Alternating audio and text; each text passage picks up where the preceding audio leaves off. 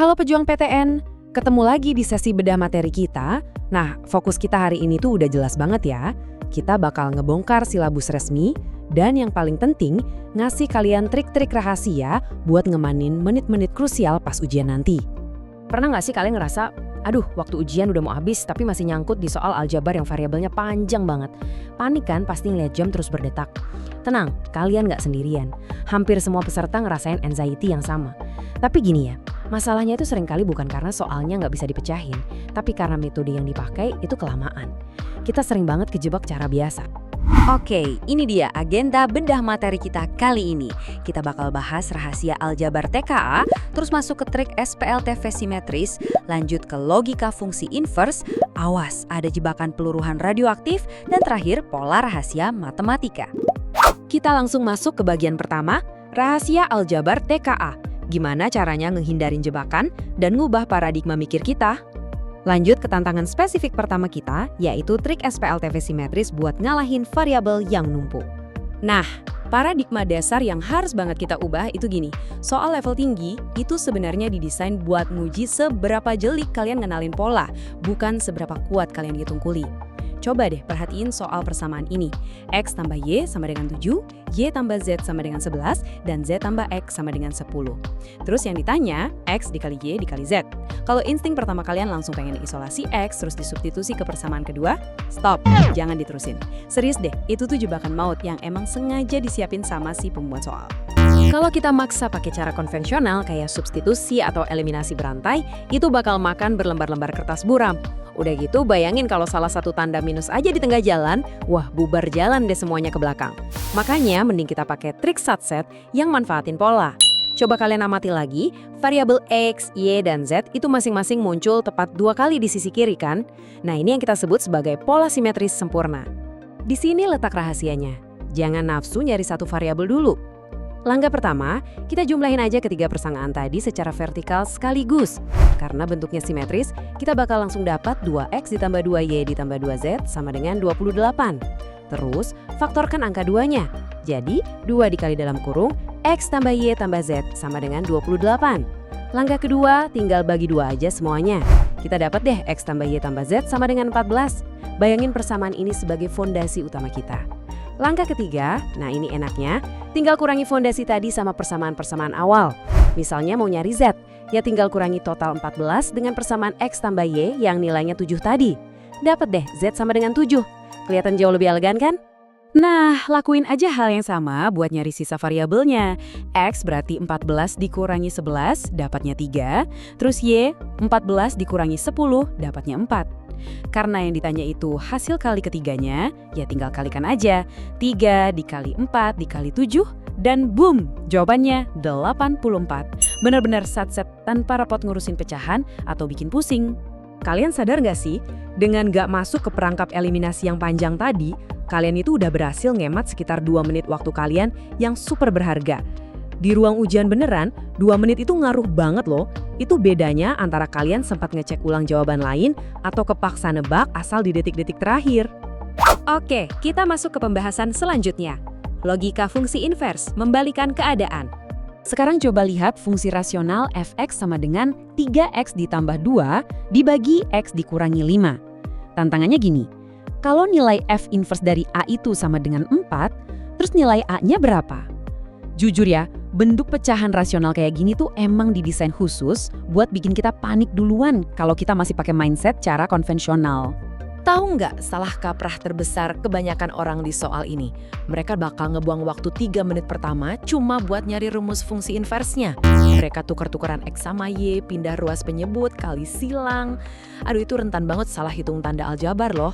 Padahal coba deh baca lagi pelan-pelan. Soal ini sama sekali nggak minta kalian nyari rumus inversnya. Soal ini cuma minta sebuah nilai. Nah, kuncinya tuh ada di pemahaman kita soal definisi paling dasar dari fungsi inverse.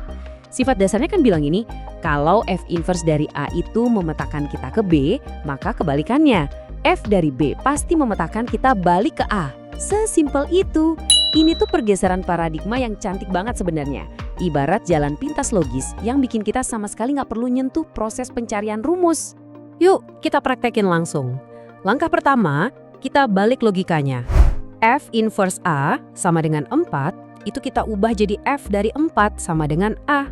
Gampang kan? Terus langkah kedua, karena kita udah punya rumus fungsi awal fx, kita tinggal masukin atau substitusiin aja angka 4 tadi langsung ke fungsi aslinya. Jadi 3 dikali 4 ditambah 2, terus dibagi 4 dikurangi 5. Kita hitung bareng ya, atasnya 12 tambah 2 itu 14, terus bawahnya 4 kurang 5 itu negatif 1. Berarti hasil akhirnya 14 dibagi negatif 1, yaitu negatif 14. Udah, selesai gitu doang. Coba bayangin, kita baru aja ngelewatin semua jebakan aljabar yang ribet dan bisa nyelesain soal level tinggi ini cuma modal substitusi sama aritmatika dasar anak SD. Keren banget kan? Lanjut ke medan tempur berikutnya, jebakan peluruhan radioaktif. Dan ini biasanya soal kesalahan nilai N. Coba kalian bayangin skenario peluruhan zat radioaktif ini. Kita punya zat, nih, massa awalnya 160 gram. Zat ini meluruh, yang artinya massanya bakal berkurang jadi setengahnya setiap siklus 2 jam. Pertanyaannya, berapa sisa massa zat itu setelah total waktu 10 jam berlalu? Disinilah letak jebakan paling mematikan di materi barisan dan deret. Pas lagi panik-paniknya ujian, otak peserta itu gampang banget ngeliat angka 10 jam dan langsung masukin angka 10 itu sebagai nilai N atau eksponen di rumus. Wah, salah besar. Proses peluruhannya kan nggak terjadi 10 kali. Coba kita urut secara kronologis. Di jam ke-0, massanya masih utuh 160. Pas 2 jam berlalu, dia baru meluru sekali, jadi 80. Karena dia butuh waktu 2 jam buat tiap peluruhan, berarti dalam rentang waktu 10 jam, cuma terjadi tepat 5 kali loncatan. Nggak lebih. Jadi, ini cara presisi buat ngerjainnya. Langkah pertama, catat massa awalnya 160 gram dan rasio peluruhannya setengah. Langkah kedua, hitung frekuensi loncatannya alias N. Total waktunya kan 10 jam, nah kita bagi sama waktu peluruhan yang 2 jam tadi. 10 bagi 2 sama dengan 5. Ingat ya, nilai N itu 5, bukan 10. Langkah ketiga, baru deh kita masukin ke rumus deret geometri. Massa akhirnya sama dengan 160 dikali setengah pangkat 5.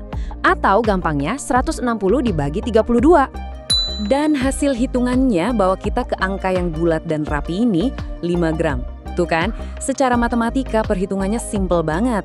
Tapi kalau kalian sampai nggak teliti ngebedain mana total waktu dan mana frekuensi kejadian, dijamin deh jawaban kalian bakal meleset, biarpun skill ngitung kalian udah kayak kalkulator. Terakhir, kita masuk ke pola rahasia matematika. Bisa dibilang ini lembar contekan buat kalian. Oke, jadi ini rangkuman strategi pamungkas kita di bedah materi kali ini. 1. Biasain nyari pola simetri di sistem persamaan linier, biar nggak kejebak substitusi panjang. 2. Buat soal inverse, jangan maksain nyari rumus. Kalau yang ditanya cuma nilai, cukup pakai logika definisi dasarnya aja buat muter pemetaan. Dan 3, pas ketemu soal peluruhan, ekstra teliti deh bedain antara total waktu sama frekuensi kejadian buat nentuin nilai N. Cuma 3 trik simple, tapi percayalah, efeknya luar biasa banget buat ngirit waktu kalian. Paham cara ngenalin pola-pola kayak gini nggak cuma bikin kalian ngerjain lebih cepat, tapi juga ngebangun mental kalian. Kalian jadi lebih pede pas ngadepin soal-soal TKA yang dari luar kelihatan nyeremin.